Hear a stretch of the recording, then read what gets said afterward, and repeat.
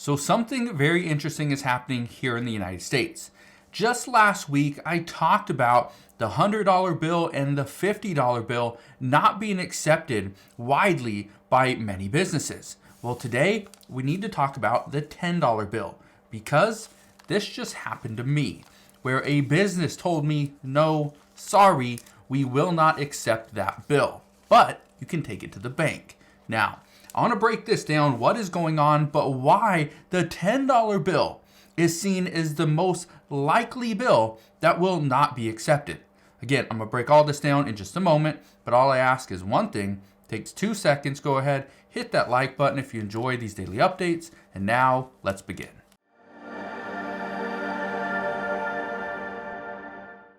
So the reasoning behind this video all has to do with this right here.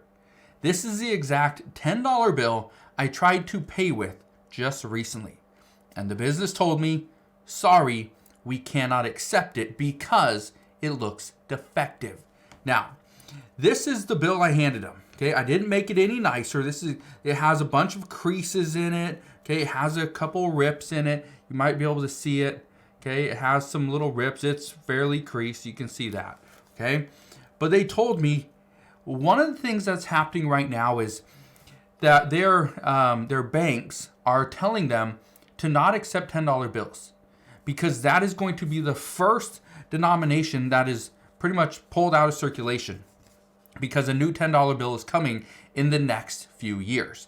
Now, I looked around, found an article that actually just came out yesterday. I want to read this to you because this is happening. Okay, and then I want to read a comment that somebody left just the other day. Look at this right here. It says, new dollar bills announced for all U.S. This is the date when everything will change. Now, before I read the comment, I want to read a few different things in this article. Look at this. It says, the two institutions will receive support from both the Advanced Counterfeit Deterrence Steering Committee, the ACD, and the Secret Service, as these two institutions usually have the responsibility of tracking down fraudulent bills and their origin. They also have experience with detecting which security measures are easier to counterfeit and which ones need more time or expertise to replicate. Now, what they're talking about is the goal is they're trying to reduce the amount of counterfeit bills here in the United States. Well, how do they do that? Well, first off, they create new bills. They create new bills that have more security measures and are much harder to replicate. But the second thing, and this is where it gets very interesting, is they have to take all that money back that's already been circulated, right? That has all the old security measures. They take all that back and then they dispose of it. Now, let me read this to you. It says, as part of the process, the government has started to implement a few measures that will help with the implementation of the new bills in a few years' time. The first one of those measures is that damaged bills will start getting taken out of circulation, with retailers and banks being instructed not to accept them as payment. That's exactly what happened here.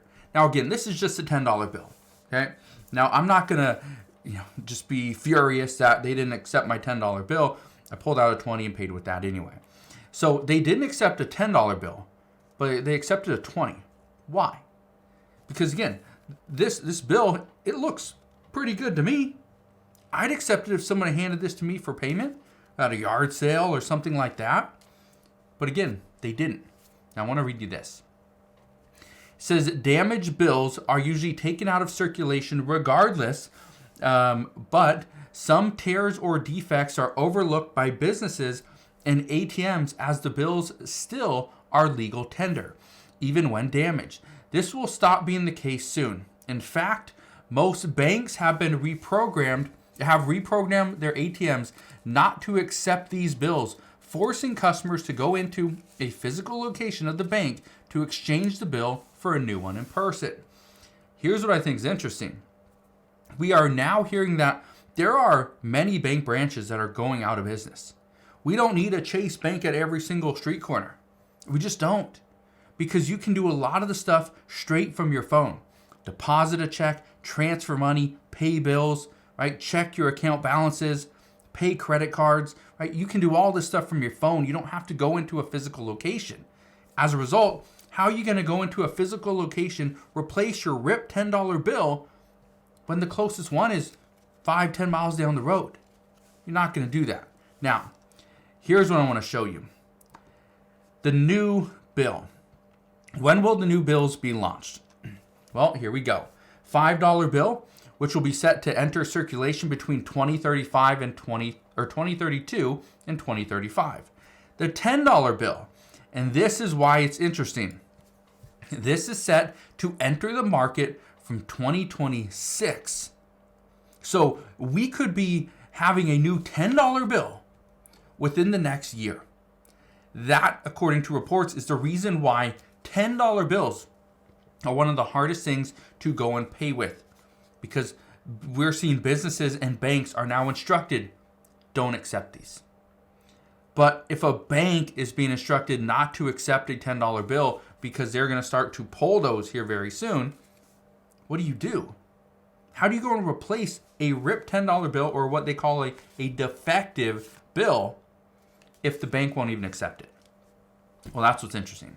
The $20 bill, that's going to set to enter the market in 2030. And then the $50 bill will enter the market in 2028. And then the $100 bill, which takes a lot more time to develop and figure out, it's going to be available on the market from 2034 and 2038. Okay. Now, I want to read you this comment. Okay? Actually, a couple comments. First off, I asked somebody, why are businesses no longer accepting $10 or $100, $50, and $20 bills? Now, this person works at a bank, and they said to me, and I quote, "It actually isn't just those three denominations. The worst one, you guessed it, is the $10 bill. The new bill is set to be introduced in the next few years, so we have already been instructed to pull any defective bill as we get them." Okay. I want to read you one other comment as well. Now, before I do, we are now hearing that banks and businesses have been instructed to not accept defective bills. And it's not just the $10 bill. It's 5s, 1s, 20s, 50s, 100s. The reason why the $1 bill is easily accepted is because if somebody goes in and pays with 10 $1 bills instead of 1 $10, if this 10 is defective, right, that's $10 that business could have potentially lost, right? Or if this is a counterfeit, it's $10 they could potentially be out of. But if you pay with 10 ones, there's a very high chance that not all 10 bills would be counterfeit. If it is, maybe it's just one. Now, here's where things get interesting. Where do we go from here? Do you continue to carry around cash? Well, that's the big question. Now, I want to read this comment to you. This person wrote in a couple hours ago on the video that I did saying that $100s and $50 are not accepted. This person wrote and says, and I quote, "So stupid. Stores don't want cash in order to reduce counterfeits and thefts. Imagine if a cash register is full of cash and a robber comes in and takes all the cash. This is happening at an extremely high rate these days. Everyone sees it on the news. Also, governments want to go digital because it eliminates the underground economy. Everyone knows that stores and tradespeople accept cash in order to not declare the income for tax purposes. The government is losing vast amounts of tax revenue from the underground economy. Also, it reduces money laundering and criminal activities if the cash can be traced after the fact." This is so true. Okay?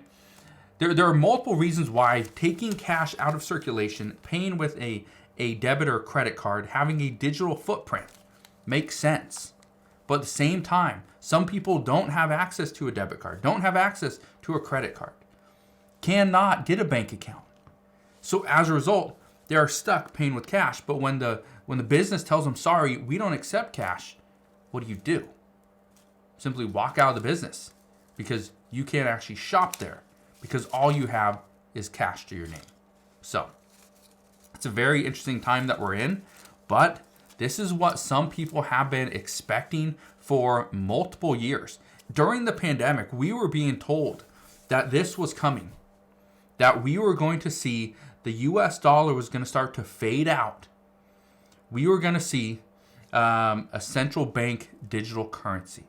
That's what we're going to see. We're going to figure it out together. The one thing I can promise you is I will be here every step of the way, and I'll fill you in on all the latest news and details. But that is what we know as of today. So again, thank you guys for watching. Consider subscribing, and I'll see you guys on the next one.